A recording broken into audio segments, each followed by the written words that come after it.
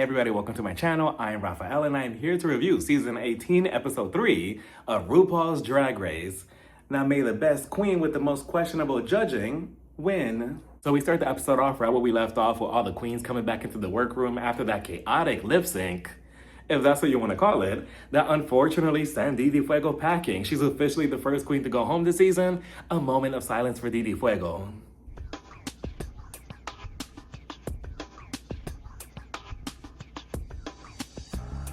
As if we didn't see that coming. But they want to ask Athena, Athena, how are you feeling? You know, because last episode was very rough for her. Not only did she almost land in the bottom two, but she was also chosen last basically when choosing girl groups. You know, they were basically treating her like, okay, so we're down to Athena and that wooden chair over there next to that table. Who do you want to choose? Let me see. I'm gonna go with, actually, I'm gonna go with that wooden chair over there next to that table. Like, that is crazy. I wonder if they're really trying to humble her. Like Briar said in the confessional, like, are they trying to, like, you know, knock her off her throne? You know, because she basically came into the show like, okay, I'm ready for the Sasha Colby treatment. You know, everybody knows of me. I know RuPaul knows of me. Production, just give me back my crown. You know, I'm just going to win. And that is going to be an easy win to the very end, right? So then it's the next day in the workroom. The queens come in. They're excited. They're cheering. RuPaul, he comes in and unfortunately he lets them know that the main challenge this week is the infamous RDR live challenge. That the main challenge this week is the infamous RDR live challenge. I'm sorry, everybody. It's hard to talk about this because what did we just watch? What the fuck was this? You know, what was this challenge? What was this episode? You know, like, RuPaul comes in and he announces that the main challenge this week is the infamous RDR Live Challenge, a spoof on SNL. It's a comedy/acting challenge, and I do use those words very loosely together. And as soon as he said RDR Live Challenge, I got up, I went to the kitchen, I made myself a nice juicy turkey sandwich, extra mayo, and I just let the episode play out in the background. And I'm like, let me just come back and hopefully, you know, we'll just be on to the preview for next week. Like, I would not have minded if we just wrapped this up, you know, just skip to the runways. You know, RuPaul came out like, Michelle Visage, you know, we skipped to the lip sync, eliminate Mandy Mango's ass because you never liked her to begin with. You brought her on board for what? For no reason but to humiliate her for 3 episodes straight. So let's just skip to the next episode and pretend like this never happened. Like, I would not have been bothered if that was the outcome, and honestly, I wouldn't mind this challenge if they had better writers or better scripts, because I was looking at these skits like, okay, clearly I'm the problem, right? Like, I'm the toxic one, like, I don't get it, like, it's me, right? Like, I don't know, Ru, there's just certain challenges on this show that should just never see the light of day ever again after doing it one time, and this is one of those challenges. But here we go. So then Juicy Love Dion in the confessional, she was just like, oh no, this is one of those acting and comedy challenges I'm not good at either. So what are you good at successfully, quickly? You know, because she has a reputation of being a good lip syncer prior to the show, but I mean, you know, you have to bring much more to Drag Race than just being a good lip syncer, Juicy. You can't just lip sync your way to the, well, actually, yeah, you can. You can lip sync your way to the crown. Never mind, but you know, she does make me eat my own words at the very end of this episode. So then for the most part, everybody's going over the scripts. You know, they all choose their own parts very civilized. There's 3 different parts, 3 different skits. The first skit is called The Lipstick Lovers that consists of Kenya Pleaser, Vita, and Nini Coco. Then we have the host that plays, you know, the host of SNL. And we have the inner saboteur of the host. And you know, Ru loves a good inner saboteur. And Briar, she steps up and she's like, oh, I want to be the inner saboteur, you know, because I can definitely see her playing that part because she talks a lot of shit and she's technically the villain of the season, I suppose you will. So then Athena, she was just like, well, wait a minute. I don't want to be the host. I want to be the mother of this other skit because they're trying to push her into being the host because that's what she's good at in Miami. She has a reputation, right? So then Jane Doan, who also has been in the top 3 these past 3 episodes, you know, she's obviously a contender for the crown as of now. She's telling Athena, no, you should be the host because that's what you're good at. Athena, she was just like, no, but I don't want to. I want to be the mother. Athena, you should have had a little bit more pushback because eventually she just gives in and she's like, okay, fine, I'm the host. Because I can already see the judges at some point telling you, I can already see RuPaul at the end of this episode telling Athena, Athena Dion, you chose to be the host of this challenge, but I wouldn't book my reservations with you. I'm sorry, my dear, you're in the bottom two. I can already see Michelle Visage telling Athena, Athena, I just feel like, you should have went outside of your comfort zone because obviously you're known as being the host in Miami, and I just feel like you should have pushed yourself to do something different. Like, I can already see them trying to label Athena as a host and put her in a box. And another skit that's about making butter, which I also didn't understand that skit, consists of Discord, Jane Don't, Darlene, and this week's victim, Mandy Mango. Oh, Mandy. You just never stood a chance, did you? So then we have the final skit that's about Michelle Visage. And I'm like, okay, how many more times can we poke fun of Michelle being from New Jersey? Like, again, we need new writers, Rue. So then that skit consists of Juicy Love Dion and Mikey Meeks. So then Discord, she's telling her group, yeah, Jane Don't has been in the top 3 for a while now. We need to change that up. So clearly Jane Don't, she's obviously a contender for the crown. She's a threat to these queens, right? So then Rue, he comes in with the special guest judge, Sarah Sherman, who she works for SNL. She's a comedian. I don't know who she is, but they all go crazy for her. And I always wondered, right? Like, if Rue ever walks in with a judge that they don't know about, are they obligated to still go crazy and cheer and everything? Or can they just go like, oh, hey, nice to meet you? Because, that would be me like, oh, hey, Sarah, nice to meet you. I need to worry about my skit, so I'm just going to be over here, right? But then Rue, he goes to Discord's table and he tells Discord, your walk on the runway is very interesting. And Discord is oblivious to how he's walking on stage because he tells Rue, wait, what do you mean? Like, how do I walk? Rue was just like, yeah, you have a very interesting way of walking, but you know what? Don't change it up because me, the producers, and Michelle Visage and MTV, we're going to continue making fun of you and putting you in slow motion with no music. So just continue doing that. Rue gets everybody else around the table, and I believe he asked, so, wait a minute, who here has a background in theater and acting? And I'm like, Rue, as if the producers didn't already tell you in your earpiece right before you walked into the workroom that Mikey Meeks is the one, right? Okay, I'm on to your shenanigans. Mikey Meeks starts getting emotional. She's tearing up because she says that SNL means a lot to her because that's how her and her father bonded. Her father worked a lot, so when he came home late, they would watch the show together. So she's doing this challenge in his honor, and that's a nice reason. But then RuPaul, RuPaul is standing there completely wet in his suit, just looking at her like, yes, give me those tears. Give me those tears. I need these Emmys. I need these awards. Give me the tears. We need an emotional moment this episode. So then Rue asks Mikey, wait, are you about to cry right now? So then Mikey's just looking at Rue like, if it's gonna help me get to the very, the top 3 at the finale, then yeah, I'll cry on cue if you want. And I'm like, the first skit is the butter one with Darlene, Mandy Mango, Discord, and Mia. Mia and Discord, they're playing the announcers of this butter churning contest that Mandy Mango is facing up against Darlene. So Mandy Mango's character is dressed as, this old lady, who I guess she's dressed in kitchen attire. She's supposed to play very classy, very, I'm just here to do the challenge, that's that. But Darlene's character is a little bit more rough. She's coming on like, oh yeah, I'm only entering because, my friends told me that, I'm good with, let me not do that. That I'm good with churning butter. So then Mia and Discord, they're like, oh, have you done this before? Darlene, she was just like, oh yeah, I have, but not with butter, wink, wink. So, the whole thing is supposed to be a little sexual innuendo, if you will, because they're churning butter. You get what I'm saying? The contest begins, so Darlene starts churning the butter very aggressively. Mandy Mango's character, since she's very classy and she's an old lady, she's churning the butter very softly, very calmly, and, Darlene, she just continues going at it, and honestly, she was giving me flashbacks of my own rendezvous.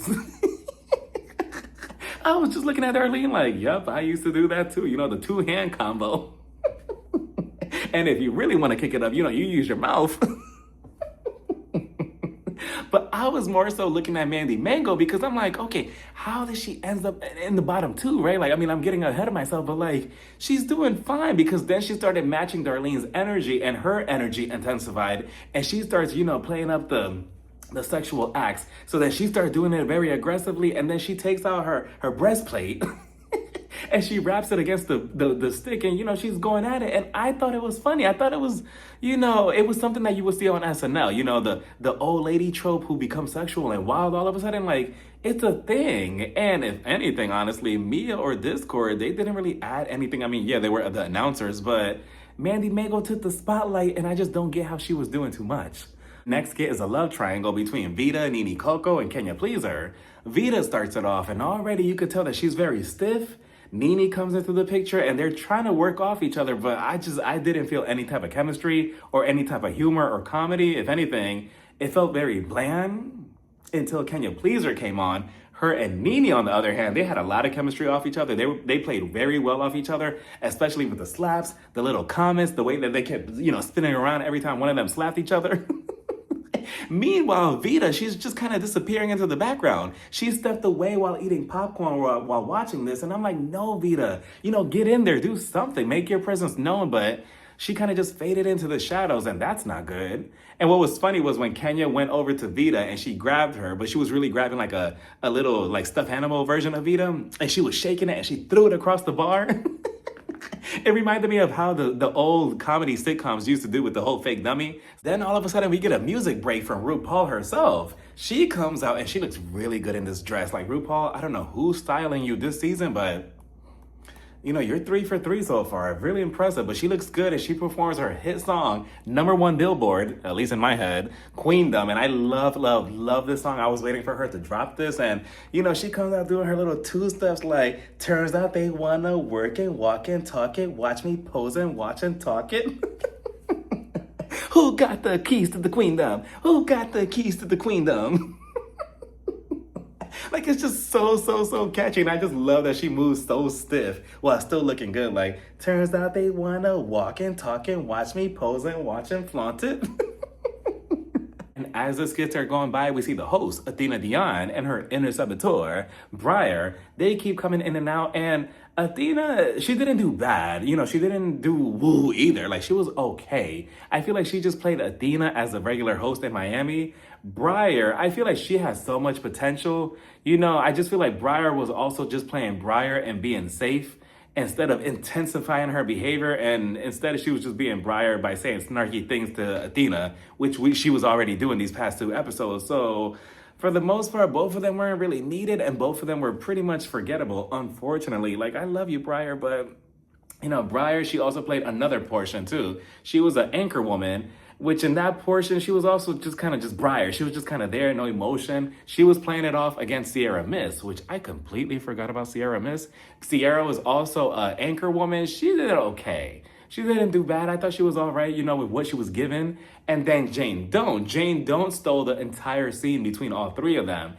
And I'm just looking at her like, Athena, you should have played her part, or you should have at least tried to play this part. And I would have loved to see how she would have turned this character, because Jane Don't, she did perfect. She was the LGBT mother, just, saying little motherly things or whatever. And they were talking about, news within the community and stuff. And I just think that Jane Don't did perfect. Then we see Michelle Visage. She comes out and she's, doing her little dance. And I'm like, Michelle, go sit down. So then she kind of segues us into her, portion of the skit.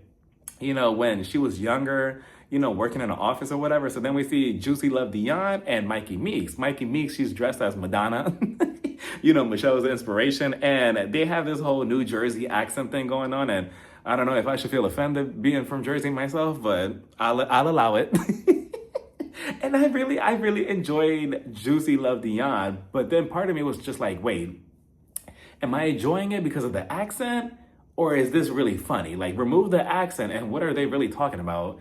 And I don't really think that it was much. Everyone is back in the workroom. They're all questioning their parts in their skits. Vita, she's telling Kenya, I don't know if by me deepening my voice, if that helped me or if that's gonna harm me. And yeah, I was also questioning that too, Vita. Like, was that a choice? Like, why did you even do that? I feel like that also played in her downfall and her portion of the skit, and not only her fading into the background, but also her making that odd choice. Like, meanwhile, Jane Don't, she's getting ready for the runway. She's putting on her makeup. She starts getting all emotional and tearing up and stuff. So Briar, she goes over like, Jane Don't, what's wrong? What's happening? Tell me about it. What's happening? Jane Don't, she's just like, it's just really unfortunate that, I just feel so guilty that all of you are terrible and I continue being the best here week after week, and I just feel like I'm gonna win this challenge, and I just hate it that I'm the best and all of you suck and you guys don't compete, with me and don't compare to me and everything, and I'm probably gonna win this whole entire season and you guys are garbage. And I'm like, what? I mean, her feelings are valid, but she's crying over her feeling guilty because she's the best? Like, Jane, don't please be serious, but she feels guilty because she feels like the queens are gonna switch up on her and they're gonna act different towards her because they're gonna find her as competition. And I mean, what's the infamous line from earlier seasons? This ain't RuPaul's best friends race, bitch. Like, you're here for a crown. You're here to win. You're not here to become besties. You can become besties after, the whole competition and follow each other on social media. You guys are gonna be friends. Like, don't worry about it, Jane. Like, so then it's runway time and RuPaul comes out and whew, like I said a minute ago, she's 3 for 3 because this look right here, again, seriously, who is styling her? Because she just looks so, so good. Like, I love this dress. So regal, so demure, so expensive. Like, she just looks like the ultimate queen. Like, Ru, I love this look, and keep whoever is styling you because this is right. Category on the runway is animal attraction. And for a second, I thought it was gonna be something furry related, but it's not. You have to choose an animal and your outfit has to consist of said animal. So the first one on the runway is Discord Adams. Oh boy. Her animal is an albino alligator, very specific. And already this whole look is a hot mess. I'm not a fan of it. I do like pieces of it, like the alligator head on the arm. The placement was very odd, but it looks cool. I like the bag with her face on it, which was kind of creepy, the way it was blinking. I'm like, yeah, Discord, I'm gonna need you to throw that bag in the garbage because, that bag is possessed. But yeah, the whole look overall is just, I don't know, it's just all over the place. But of course, she couldn't finish her runway without, the walk. And then on top of that, they've already been just, muting the music in the background for Discord on the runway. Now they put a little filter and at the bottom it says Discord cam. So you know what, Discord, if you're gonna be known for something, at least you're gonna have these little moments on the runway. Next on the runway is Mia Starr, and her animal is a pink poodle. As for her look, she looks very pretty, right? But compared to everyone else down the line, it's a very basic look. I mean, if you really look at it, it's just white shorts, a white corset with some fur balls on her chest, her head, and her butt, and that's it. Like, if she never told you that she was going for a pink poodle, would you even know that that's what this is? This is something that you will probably make on a design challenge and you kind of put together last minute. But then we get Mandy Mango, her animal's a deer, and I like this. I like this a lot, especially with the green velour material that she used for her outfit. And she already won me over with that because I love velour. So that mixed with that deer bodysuit that she had on underneath both the top and the skirt, it just contrasts very well, especially with her deer makeup. I thought she applied that really well. Her hair, her hair was okay. The headpiece was nice. The only thing that was a little wonky were the two little hooves or hoves, on her hands. They look like two plastic cups. I'm like, wait a minute, do deers just walk around with cups on their hands? Like, what is that? They look a little cheap. But, other than that, the whole look, I'll probably wear this to dinner. Like, if I saw a deer like this in the woods, I'll probably feed it a couple of carrots. Darlene Mitchell comes out next, and her animal's a cow. The first thing that came to my mind was Mo Hart and her famous quote, "Brown cow stunning." But Darlene, I thought this look was very cool, and I was very impressed because this is something very out of her element from what she has shown us the last 2 episodes with her looks. I'm like, oh, okay, so you can give us, high couture cow drag, if you will. And I do like the little touches to her look, like the little ear tag, to the cow, the little nose ring, the hooves, the purse made out of a milk carton. I like the little touches like that.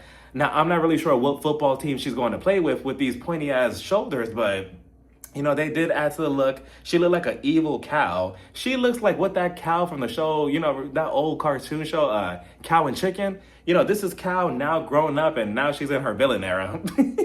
Then we have Athena Dion, and her animal's an owl. And I like that she chose this because of the goddess that she named herself after. Athena represents owls, so I like the correlation. As for her look,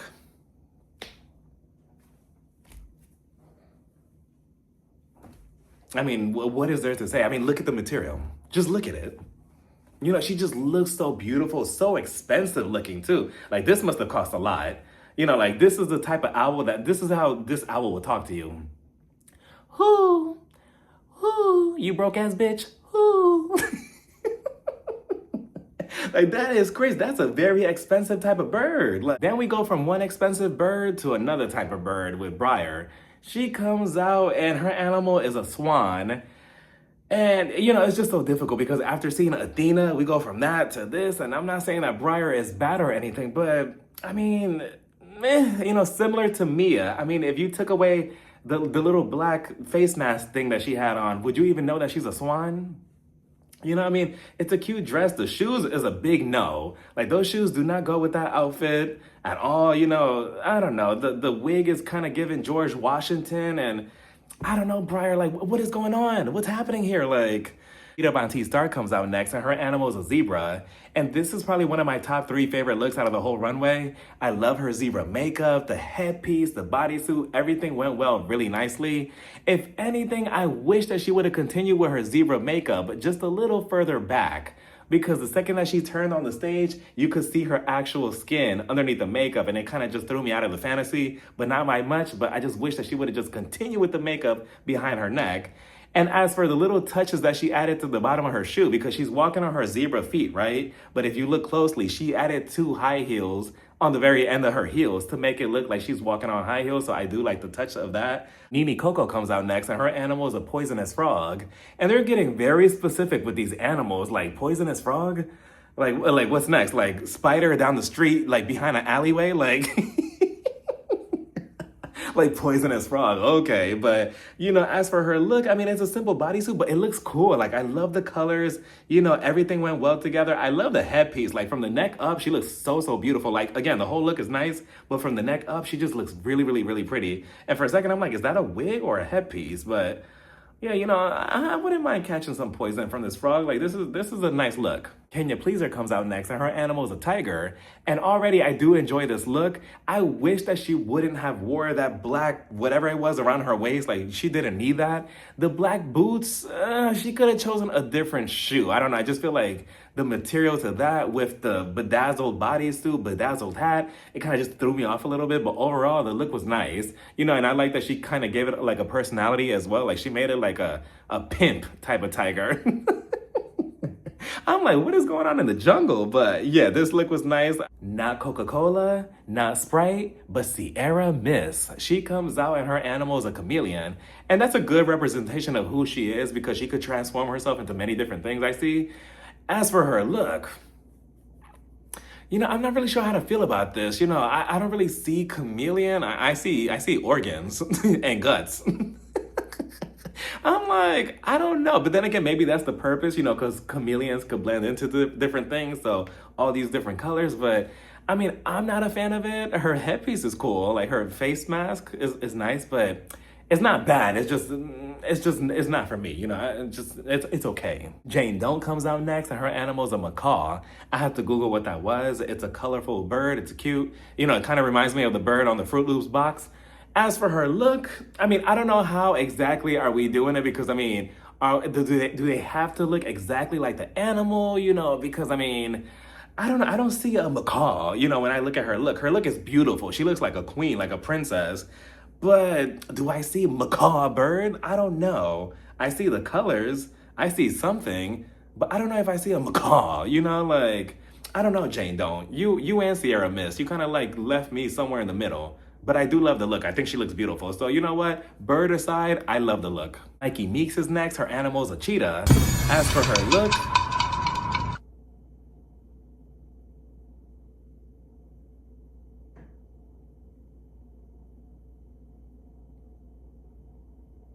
like, don't get me wrong. I do like the look. Like, this is something that I will wear personally, but compared to every other look on the runway, this looks the cheapest. Like, I don't know. Like, this is something that you would wear for like a mini challenge or for like a photo shoot or something, or even for the challenge early in the episode, but not the runway. Again, I don't know. I think it's just because like everything I've seen on the runway so far, you know, we go from Athena and that, beautiful bird of hers to, something like this. It's just like, it's just a corset that's in the shape of, it's in the color of a cheetah. Then we get Juicy Love Dion, and her animal's a pangolin. I also have to Google what a pangolin was. And this is really good, Juicy. Like, this is good. Like, she looks really, really nice. I love the scales on the entire outfit, the tail, the way it was dragging, the big ass that she had, that it just, it kept bouncing as she was walking. I'm like, wait a minute, pangolins have that?